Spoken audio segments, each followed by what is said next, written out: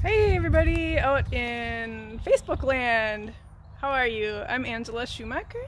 I am one of the owners of Smoky Lake Maple Products, and today with me I've got Jamie Brookdrop. He is a maple specialist at Smoky Lake. Let's turn this around so you can look at him. We'll call him Mr. Sparkle today because what are we talking about? Cleaning. Cleaning. Mr. Sparkle is going to teach us how to make our pans sparkle. So it's the end of a successful maple season, and we are at the Brookdrop residence. And do you want to show us what you're doing in your sugar house? Yeah, sure. Let's go ahead, guys, and get started. We're in the woods. Luckily, I'm fortunate that my sugar house is where my trees are, so that's kind of cool. Yeah. So yeah, come on over and we'll show you around the sugar house a little bit. We've got a couple pans set up and some cleaning supplies that will cover some of the different methods that people use to clean their pans. And both sides, both your side of your pan where your sap resides and gets boiled, and the side of your pan where the ash and the fire is underneath. So we'll cover both of those The inside topics. and the bottom. Yeah, you got it. The inside and the bottom, and both surfaces. And of course, like as we're doing this, feel free to ask questions. This should be an interactive thing, and we're here with you live. So You bet. So exciting to see everybody. Hopefully you guys are enjoying some of this.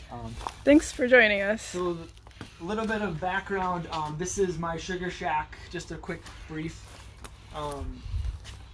I've been making syrup. This was my 9th season. So I started in 2011 in making syrup, and actually I started, the before and after videos. I started on this fire pit, was one of my first years.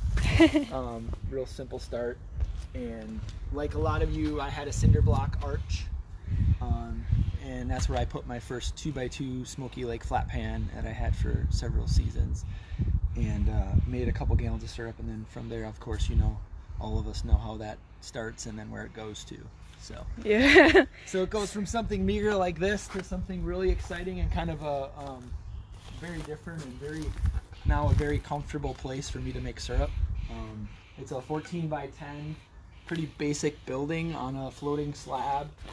Some of you may have seen some of the former pictures on Facebook of the trusses going up in this building, and some of the floor and everything else getting put in. But what we did was we put in a raised ridge vent as our cupola and a nice stack, so you can kind of see here, but if you go from the back, you can kind of step away, you can kind of see where my steam comes out on the cupola a little bit. Oh yeah. And the stack as well, and what's involved with that. So Cool. yeah. So what we're learning here today is how to clean evaporator pans. Is this going to be different for the small producer versus a larger producer, or are the methods you're teaching us going to be applicable to everybody? They can be. A lot of commercial larger producers, they might tend to use commercial products like other acids and cleaners. I don't get too excited about that stuff. I typically try to keep things a little bit more natural and or for ease of use and efficiency as far as cost. So I tend to go with things like vinegar and water as a basic, mixing that in a solution. I feel like that's a go-to one I've used quite often. And then there's the other method I've done a couple times is using what's called the sour sap method, and we'll explain that. I have a nice brew going on, a good culture going on here of sour sap. So you're cleaning your pan now with the sour sap method. What does that mean? So sour sap is essentially sap gone bad, so to speak. So we know that what happens in nature is when there's sugar in a solution, eventually the bacteria eats it or it can ferment. And so the sugar will go through a process where it'll turn over and ferment and turn into its own vinegar solution. And that takes time, so it takes usually at least 2 months, and depending on temperature and weather, the impact that it can have. So we can do a quick look and peek in here.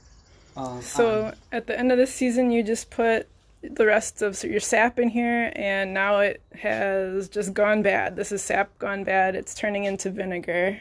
Yeah, I might be able to grab a stick and show you that. So it's basically in a process right now where it's turning over and fermenting into its own vinegar.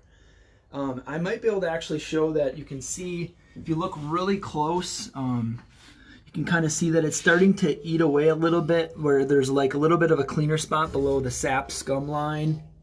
You can kind of see where you can feel here that it's rough. It's kind of rough on the pan here where I'm putting my finger. From where the sap was boiling, that was kind of that sap line. Now, what I probably could do better is I could probably raise this up a little bit more to cover most of this. And that's probably something I'll do maybe next year. But you can see already this bottom, you can feel that is much different in texture than the spots that I'm kind of rubbing on here. So that to me, that tells me that this is starting to work, and it's starting to go through that process. Now, it does smell. There is a strong smell that's coming from it, but that's, if you've ever used a vinegar, you're very familiar with that already. So. Yep, it's pretty stinky. Yeah. But yeah, it's something that you have already in the woods, is all this. Yeah, you know what? A lot of late season sap, a lot of producers will say, you know what, my sap or my syrup might taste kind of buddy, is a common term that people might use. And that's usually because the last sap of the year is usually not your best quality. You got to think that late in the season, warmer temperatures, more bacteria, more bugs, moths, flies, those sort of things that are starting to come back alive as spring gets started. And you add that mixture in, and you have a lot stronger bacteria, where usually there's more bacteria eating the sugar a little quicker. So we also tend to see that your sugar content drops. And so even if it was, you like that buddy flavor, usually the sugar content, you're going to usually boil a little bit more too to get it all down and finished. So why not use that last bit of sap that might not be your best quality, and use it as an easy way to clean your pan, and then you don't have to spend any money on vinegar, as far as that goes. Right. So Timothy Stringham just joined us. He's one of our YouTube video contest winners this past year, and he's joining us a little late. He's saying, what do we have going on here? So welcome Tim and Chris and Jeff, and everyone else who's joined in. We are looking at Jimmy Brooktrup's evaporator pan here. He is using the sour sap method to clean his pans. So at the end of the year, he put some of the buddy sap into the pan, and he's letting it turn over into its own vinegar, which is going to essentially clean the pan. It just takes some time. So how much time are you thinking before you actually rinse this all out? You know what? I think I need to go at least, I'm still thinking I got 3 to 4 weeks here, and part of that has to do with we really haven't had a lot of warm temperatures yet to get this process fully done. So I've got, I ended my season, this kind of got set right at the end of March. So I'm looking for maybe like 4 more weeks yet before I'm ready with this. And so I know for some of you, you might not be able to do that. If you have a evaporator that you roll out of your garage and set up in a season, you might want to clean it right away. Other methods that I use have to do with using like vinegar is a common use for this as well. So you can use vinegar and no more than a 50% vinegar to 50% water solution. Now, in a really big evaporator, right, or larger than this 3x8 or 2x8, that's a lot of vinegar, right, for you to have to fill your pan. It might take 25 to 30 gallons just to fill your pan to a reasonable level. So you might use this, you might be more apt to use this method, or even maybe a concentrated vinegar if it's more economical. But as long as you're not getting that solution so strong that it can start to damage your pan, that's an important part. And caution that you would have with using vinegar in different concentrations than your common household type. Your common household type of vinegar is typically got 5% acetic acid, and that's the active ingredient in it on that amount that you would use. You don't have to use 50-50 either. I typically don't because it's expensive. I typically go closer to like 25% vinegar to 75% water in my solution. I'll know that my pan, like this pan, this is a 2x4 Smoky Lake divided pan. I know that this holds 10 gallons at about 2 inches. So if I'm going to put 10 gallons in, yeah, then I'll put about 2 gallons of vinegar that will mix with it. Okay. And why would it be important to pre-mix the vinegar water solution, especially on like a flue pan? Yeah, it's super important on a drop flue or a raised flue pan to pre-mix. So what that means is we're going to take the vinegar and we're going to mix that with water, and we'll put that in a bucket or container, and we're going to mix that all up first, because if you just dump vinegar blindly into your drop flue pan, say for example, all that vinegar could just stay where it is at the bottom of the flue, or in the manifold even, or in the in the manifold or somewhere else, and then if you let that sit for weeks on end, that acid will eat away at the stainless, and it'll start to break down. And very often, and not all the time, but at many cases of acid burns that I've seen, it breaks through on the stainless, and it's usually not right where the weld is. A lot of times it's in a flat spot on your syrup pan or on the bottom of a flue. So if you don't pre-mix it, your all that strong acid is sitting. It starts to actually break down the stainless, and then can damage it. And that's important. That we obviously don't want to do that.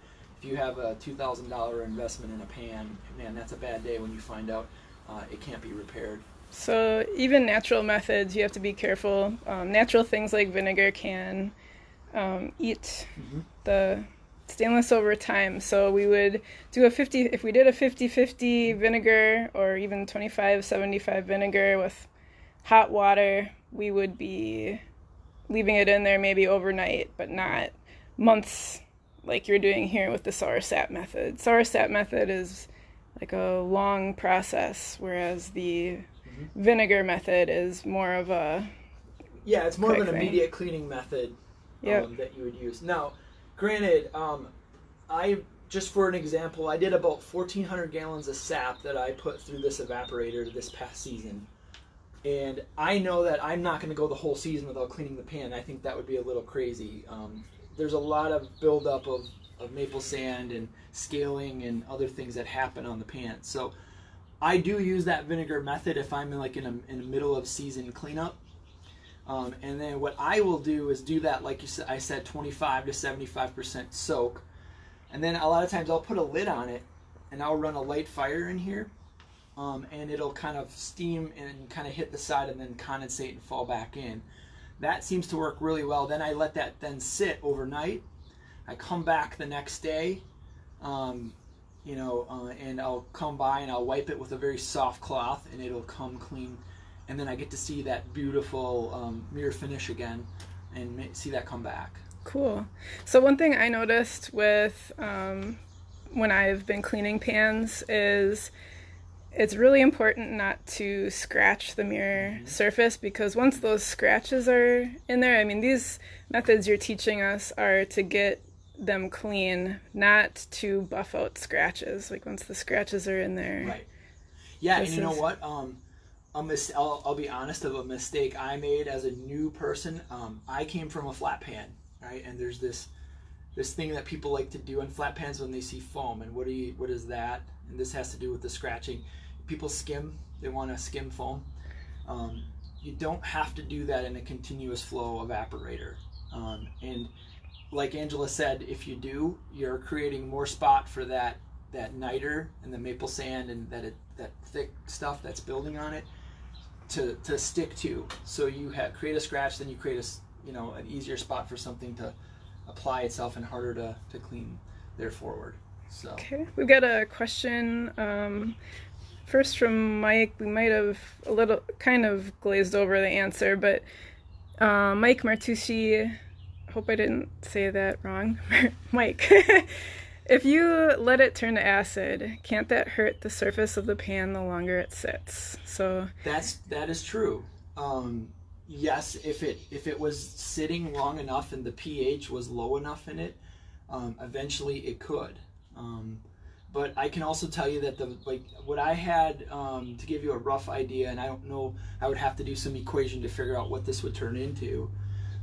The amount of sugar that was in this when I tested with my sap hydrometer was at about 8 to 10%. Was what my sap hydrometer floated at when I let this sap sit.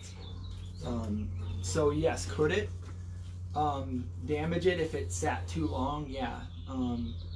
And so you're kind of keeping an eye on it. Yeah, I think it's important that there's a certain time frame in knowing that too. So for you to let it sit 2 years or a full year, there's a good chance, first off, it might dry out even in time depending on its location and where it's at. If this was in an open top, it might do that. But I know that the cleaning sap method is used by a lot of producers that have been doing it for a very, very long time. And the thing that's nice about it is this is a lot lighter or weaker acid than like a heavy commercial acid in a lot of cases that you would. So you have a little more time because it is weaker and Right. a little more gentle this way. Yeah, the amount of sugar we're talking about is much reduced than the amount of sugar that in this solution to mix it to. So. Okay. And then Timothy Stringham is wondering, is spraying a pan with a high pressure water or just a hose and nozzle a good or a bad idea, either after either soaking method? So yeah, I would. Yeah, I've done that plenty of times with a pressure washer to clean out pans, and I've had good success with that. And I've never had an issue. I've had many seasons on this pan. I think this was my 5th or 6th season on this setup. And that seems to work pretty well for me. Using a pressure washer and a hose to clean it down is no problem that I've had. I don't have any leaks in the pan. Everything in here works extremely well. But yeah, that is something you'd want to do. And it's, I don't know if the bottom of the pan, I would also typically use that sometimes even in the middle of the season to take some of the thick, the black soot and that's attaching itself, the builds on the bottom of the pan. All right, so just to kind of wrap up then the inside of the pan and the sour sap method, you're going to keep this in here how long? You put it in when, and you're going to take it out when? And so I put it in March 29th, or the end of March, when my season kind of was done and I had ended and pulled taps. I anticipate that I'm going to go no later than the end of June. To take all this? Yeah. Yeah, So, no later than the end of June. It'll be before the 4th of July for sure that this is going to be wiped, cleaned, and then taken care of and cleaned up. So you'll pour this out in the woods and then hose it out and wipe it out? Correct. Yeah, and then, yep, that's what I would do for the inside of the pan, and then get all the surfaces sparkling and shining again as it was like the day you get your pan. Awesome. So Mike mentioned that he makes apple cider vinegar, and he has apple cider vinegar. Have you found it works as well as white vinegar? I don't know if I did use apple cider vinegar 1 year, and I didn't see that it was that much different for me. I don't know maybe Mike, you could find out how acidic the apple cider vinegar is, if it's more or less concentrated than a household white distilled vinegar. I don't see that as an issue as using apple cider vinegar. I would expect that to be more expensive. That's my... You know what that reminds me of, Jim? Which is actually kind of interesting. Last year you had helped out a local orchard who was making apple jelly or apple whatever. And didn't that affect your pan in some way? It kind of did. I already had my pan cleaned up and done for the year. But the way that there's malic acid is a common thing you find in apples, and it's apple cider that I cooked. So I made an apple cider syrup last year. The ratio is very different than syrup.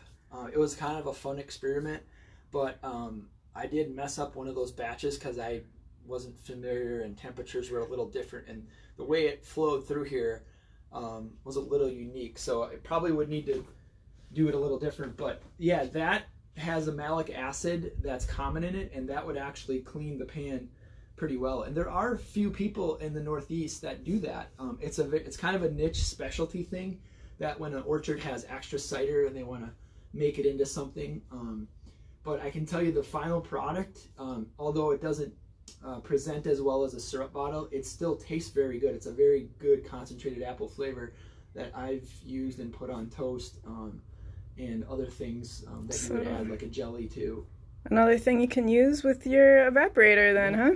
Or make with your evaporator.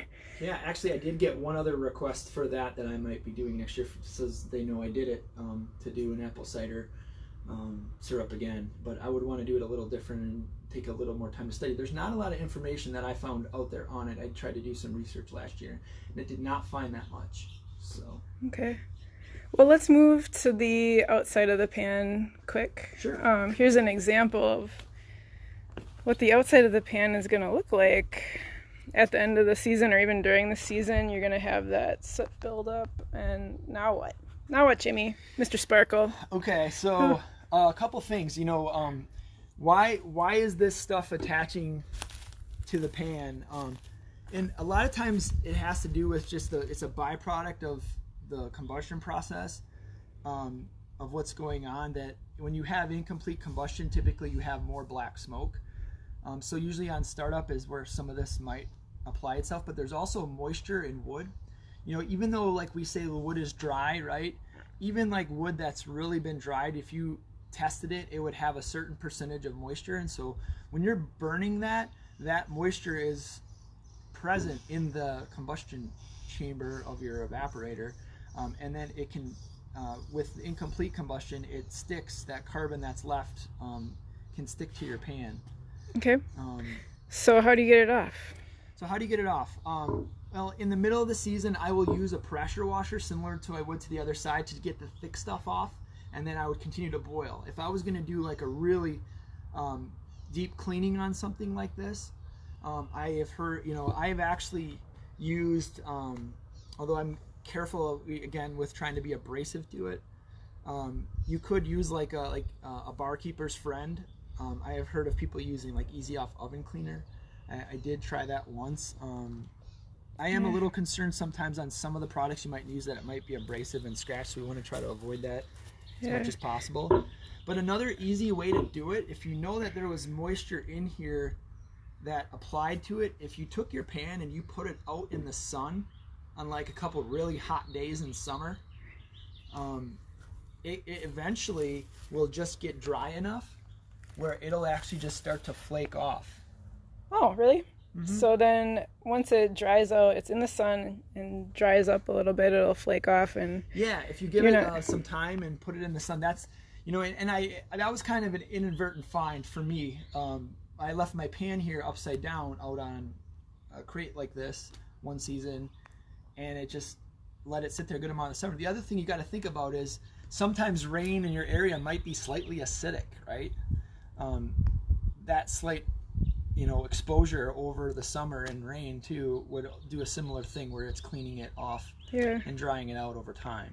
So yeah, I worry a little bit about just leaving a pan out where it could get bumped or whatever, but I get what you're saying too. Like if you have a safe spot for it where it's not gonna fall or be damaged, and it's in a stable, safe area that I mean, obviously, even if a storm came through and a branch hit my pan, I would cry too. So yeah. Something like that could easily happen. This is more of an intentional thing where you're leaving your pan upside down. Of at the end of the day, I'm gonna take this, brush off the scale that is now in a flaky state.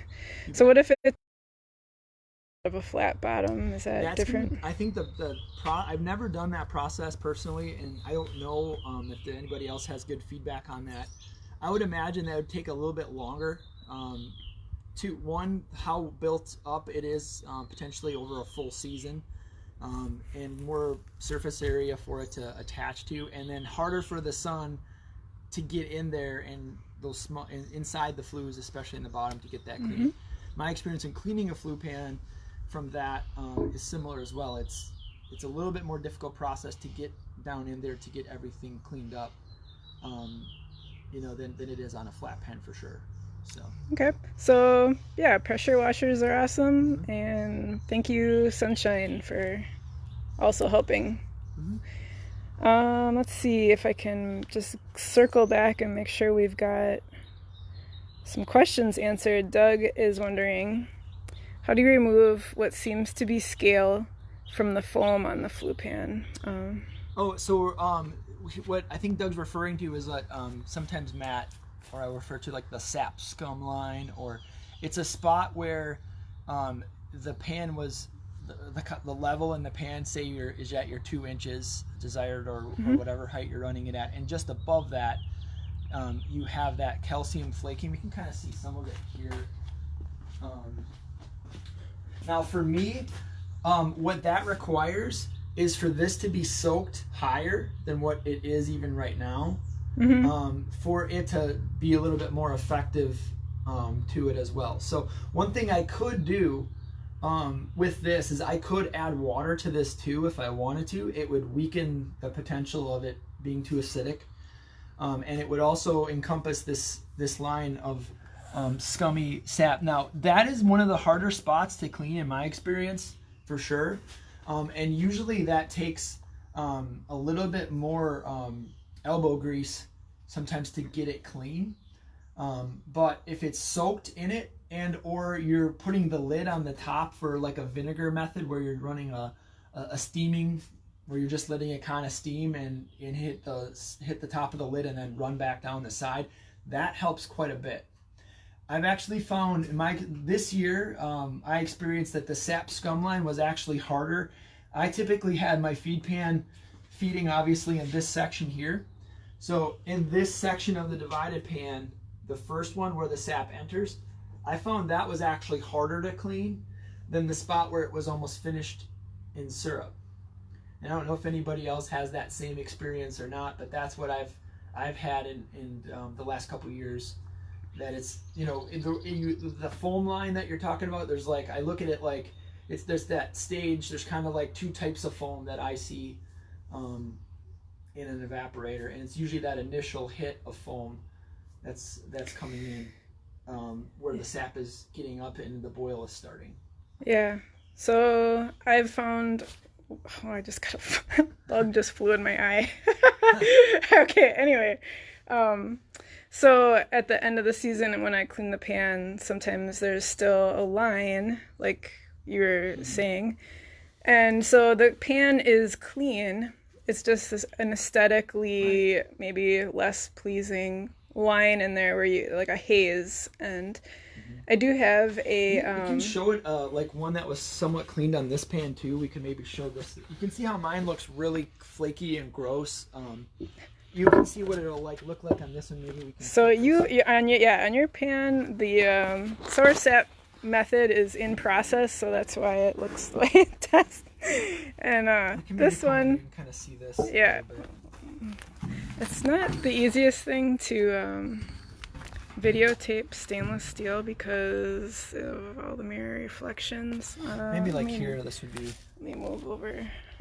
And you can kind of look. It looks like kind of like a calcium buildup. Yeah. So this pan is clean, but it's got like an aesthetic haziness. And so later I will come back with a baking soda treatment. I make a paste with baking soda, and then I take and I rub it on there, and then I take my 50/50 vinegar, and I spray it, and it makes the baking soda bubble.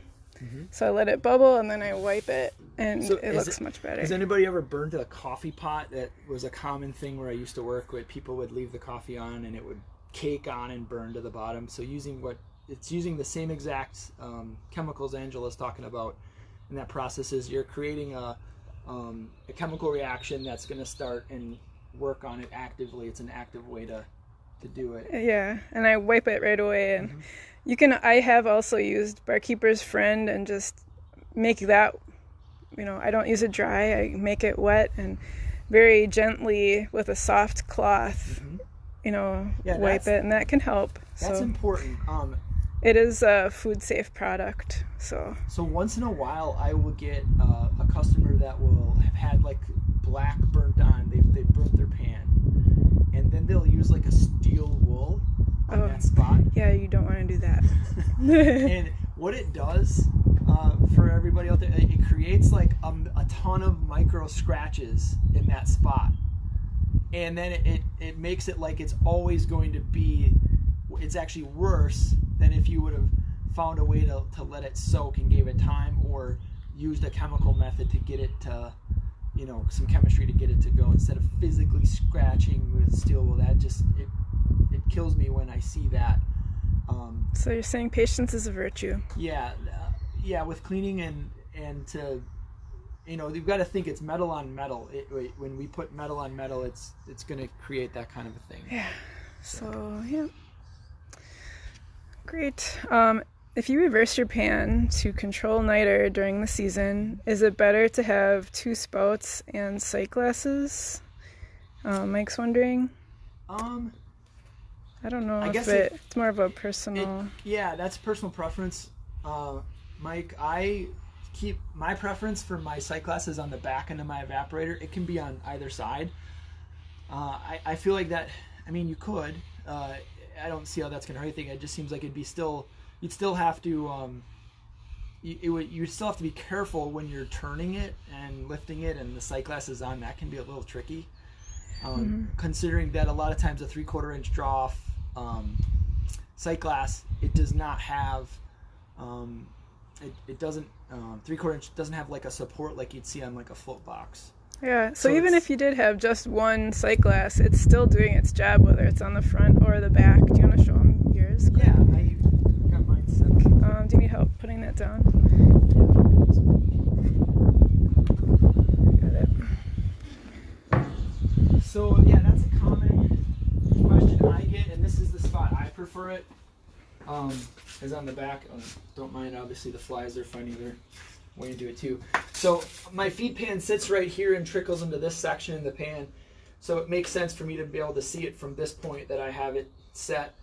But obviously for my setup with my conduit running to the blower on the evaporator, it's not great. But so what I tend to do is I tend to shut down and clean up.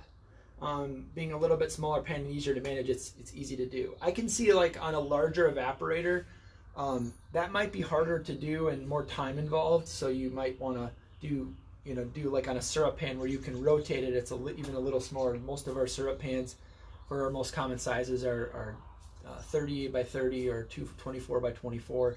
So they're light and easy to be able to turn it. And that's the other reason we have the same side reverse system with it. But yeah, if you wanted to save the time, you wouldn't have to re-Teflon your connections.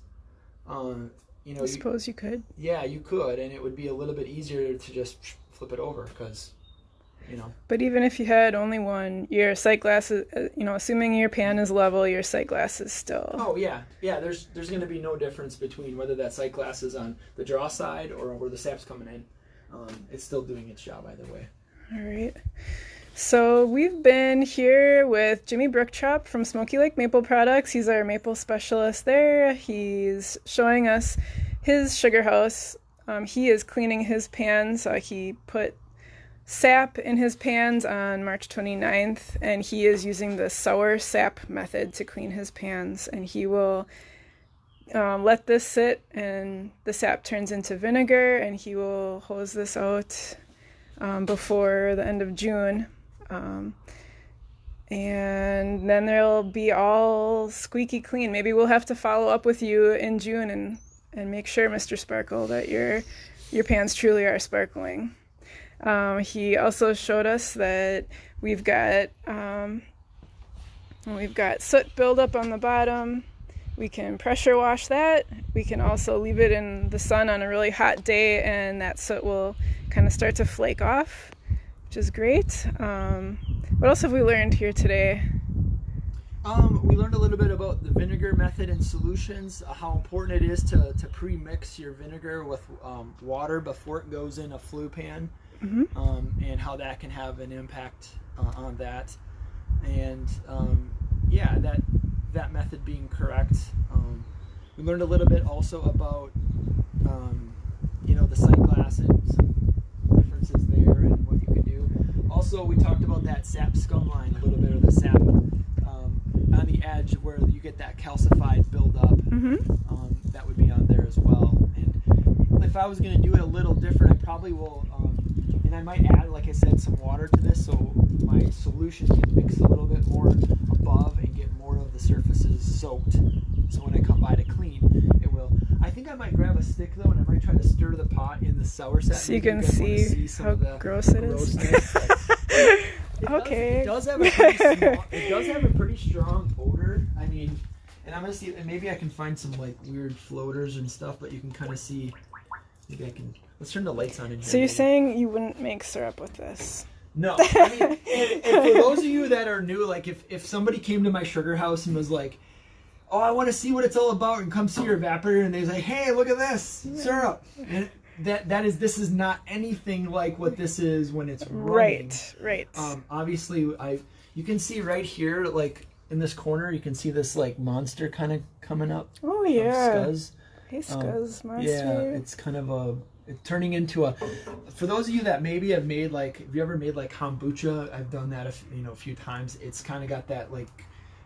When you have vinegar, you have what's called like the mother, which is that culture that is present in a vinegar, and that's kind of what this is reminding me of, a little bit of that thing. Or a SCOBY has like that byproduct stuff that's in it. It's it's gross, but it's doing its job. Or if you ever had a kombucha and you got to the bottom and you got that like that stuff on the bottom a little bit, that is also something that is kind of what this is reminding me of. They used to be a lot more prevalent when they first started doing kombucha. You'd get like a kombucha slug or something like that in the bottom, but I think they've refined that process in most commercial kombuchas. Drinks. Different, but yeah. Because it freaks people out. Yeah, and it does have a pretty strong smell, kind of like a spoiled or just real sour smell to it.